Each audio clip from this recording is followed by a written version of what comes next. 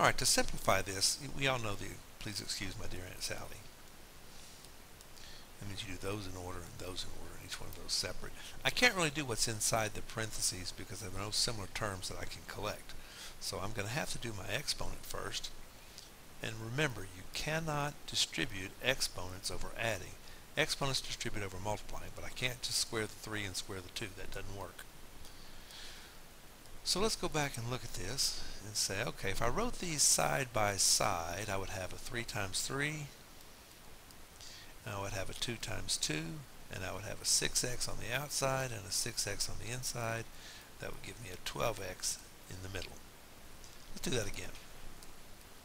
If you wrote 2 of these side by side,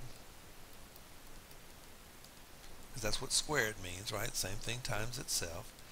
Your first term would be a 3 times 3, a 2 times 2, which is plus 4, and on the outside you'd have a 6, and on the inside you'd have a 6, which would give you a 12x in the middle.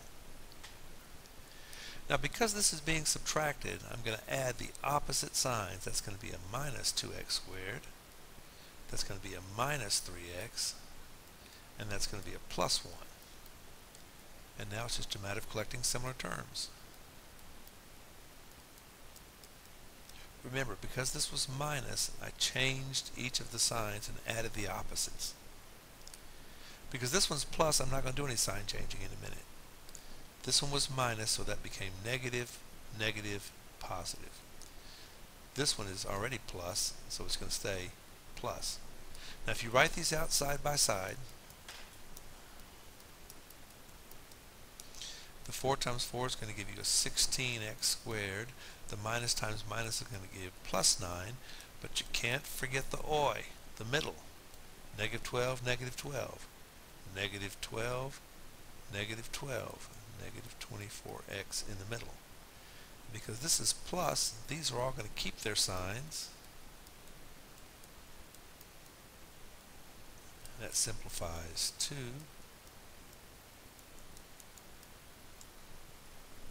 And that's how you simplify the squared binomial and trinomial.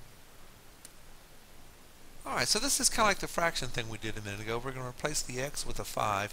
These two symbols mean the same things. I've seen different books write them a different way. Those two really kind of mean the same things. You really encounter this more in some higher level math classes, but go ahead and show you the idea is the same. And all that means is I'm going to replace the x with 5 and write as the sum of simplified terms. Now terms in an expression like this are separated by pluses and minuses that are not in equal signs. I'm going to have something here, and something here because they're separated by plus and minuses that are not in grouping symbols. I said equal signs, not in grouping symbols. So let's replace the x with a 5. That becomes 25.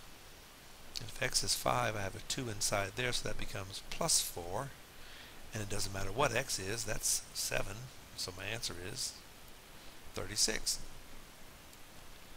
Let's look at that again. I'm going to replace the x with a 5 and write it as the sum of simplified terms. And terms are separated by pluses and minuses that are not inside grouping symbols. So if I replace the x with a 5, that becomes 25. If I replace the x with a 5, that becomes plus 4. It doesn't matter what x is, that's plus 7. And my grand total is 36.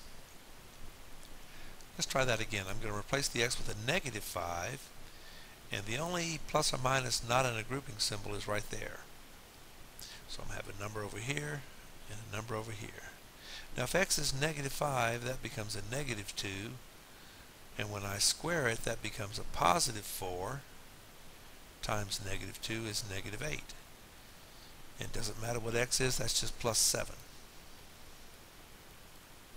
Negative 1. A little confusing here. Let's go back and look at this. When x becomes negative 5, that's a negative 2. And I have to do my exponent on the negative 2, which becomes a positive 4 times negative 2 gives me negative 8. And that's 7. And the answer is -1. Hope that helps, and watch it over and over again if you need to.